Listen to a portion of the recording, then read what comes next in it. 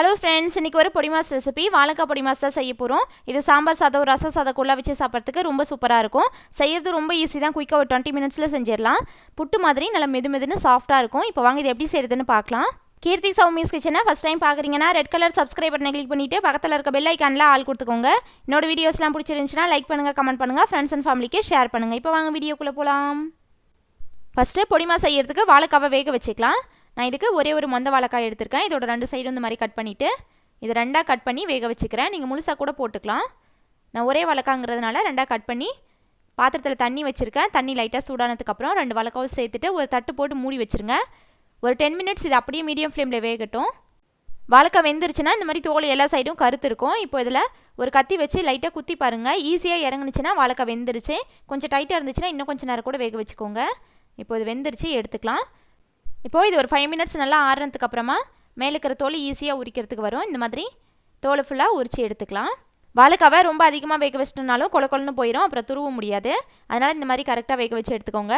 இப்போ மேலே இருக்கிற தோலெல்லாம் உரிச்சிட்டு இதை கிரேட்டரில் துருவிக்கலாம். நீங்கள் துருவறதுக்கு பதிலாக நல்லா பொடியாக குட்டி குட்டியாக கட் பண்ணி கூட செய்யலாம். இப்போ தான் இந்த மாதிரி மீடியம் சைஸ் ஹோல் இருக்கும்ல, அந்த கிரேட்டரில் துருவிக்கிறேன். ரொம்ப குட்டியாக இருக்கும்ல, அதில் வேணாம். நம்ம சேனலில் நிறைய வாழைக்காய் வச்சு ரெசிபிஸ் போட்டிருக்கோம். வாழைக்காய் பஜ்ஜி, வாழைக்காய் வறுவல், பொரியல் எல்லாமே. அந்த வீடியோஸோட லிங்க் எல்லாம் டிஸ்கிரிப்ஷனில் இருக்குது, பார்க்காதவங்க பாருங்கள். அவ்வளோதான், துருவியாச்சு. வாழைக்காய் கரெக்டாக வேக வச்சோன்னா இந்த மாதிரி நல்லா சாஃப்டாக பூவாக துருவ வரும். இப்போது இதை எடுத்து வச்சுக்கலாம். இப்போ வாழைக்காய் பொடிமா செஞ்சுக்கலாம். ஸ்டவ் ஆன் பண்ணி வானல் வச்சுருக்கேன். இதில் 1 டீஸ்பூன் தேங்காய் எண்ணெய் விட்டுக்கிறேன். தேங்காய் எண்ணெயில் தாளிச்சோன்னா வாசனை டேஸ்ட் எல்லாமே நல்லாயிருக்கும். நீங்கள் நார்மல் குக்கிங் ஆயிலில் கூட தாளிச்சிக்கலாம். இப்போ இதில் ஒரு 1/4 டீஸ்பூன் கடுகு, 1 டீஸ்பூன் உளுந்தம்பருப்பு. கடுகு பொரிஞ்சு உளுந்து லைட்டாக கலர் செஞ்சாகட்டும், வறுத்துக்கலாம். இப்போ இதில் ஒரு கொத்து கருவேப்பிலை, ஒரு வரமிளகாய், கொஞ்சமாக துருவனை இஞ்சி சேர்த்துக்கிறேன். வாழைக்காய் கேஸ்டிக்குங்கிறதுனால இஞ்சி கொஞ்சம் நிறைய கூட சேர்த்துக்கோங்க. இஞ்சியோட ஃப்ளேவர் இந்த பொடிமாஸுக்கு ரொம்ப நல்லாயிருக்கும். இப்போ இதை வறுத்து விட்டுட்டு இதில் 1/4 டீஸ்பூன் சீரகம், இது கூட ஒரு பாதி வெங்காயம் நல்லா பொடியாக கட் பண்ணி சேர்த்துக்கிறேன். வெங்காயம் அதிகமாக சேர்க்க வேணாம், நல்லா இருக்காது. இப்போது வெங்காயம் லைட்டாக டிரான்ஸ்பரண்ட் ஆகட்டும். ஒரு நிமிஷம் வதக்கினதுக்கு அப்புறமா இதில் ஒரு 1/4 டீஸ்பூன் பெருங்காய பொடி சேர்த்துக்கிறேன். இப்போ இதில் நம்ம துருவி வச்சுருக்க வாழைக்காவை சேர்த்துக்கலாம்.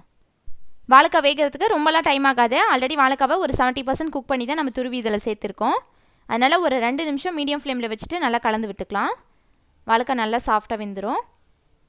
இப்போ இதில் இதுக்கு தேவையான உப்பு சேர்த்துக்கிறேன். நான் ஒரு 1/4 டீஸ்பூன் உப்பு சேர்த்து நல்லா கலந்து விட்டுட்டு இப்போ இதில் ஒரு 2 டேபிள் ஸ்பூன் தேங்காய் துருவல் சேர்த்துக்கிறேன். தேங்காய் துருவல் எக்ஸ்ட்ரா சேர்க்குறதா இருந்தால் கூட சேர்த்துக்கலாம். இதை நல்லா கலந்து விட்டு ஸ்டவ் ஆஃப் பண்ணிடலாம். அவ்வளோதான், நம்மளோட டேஸ்டியான வாழைக்காய் பொடிமா சூப்பராக ரெடி ஆயிடுச்சு. புட்டு மாதிரி நல்லா மெதுன்னு சாஃப்ட்டாக இருக்கும். ரசம் சாதம், சாம்பார் சாதத்துக்குள்ளே வச்சு சாப்பிட்றதுக்கு சூப்பரான டேஸ்ட்டில் இருக்கும். இந்த ரெசிபி நீங்களும் ட்ரை பண்ணிவிட்டு ஃபீட்பேக் கமெண்ட்ஸில் சொல்லுங்கள். இந்த வீடியோ பிடிச்சிருந்துச்சுன்னா லைக் பண்ணுங்கள், ஷேர் பண்ணுங்கள். கீர்த்தி சௌமிஸ் கிச்சனை சப்ஸ்கிரைப் பண்ணுங்கள். தேங்க்ஸ் ஃபார் வாட்சிங்.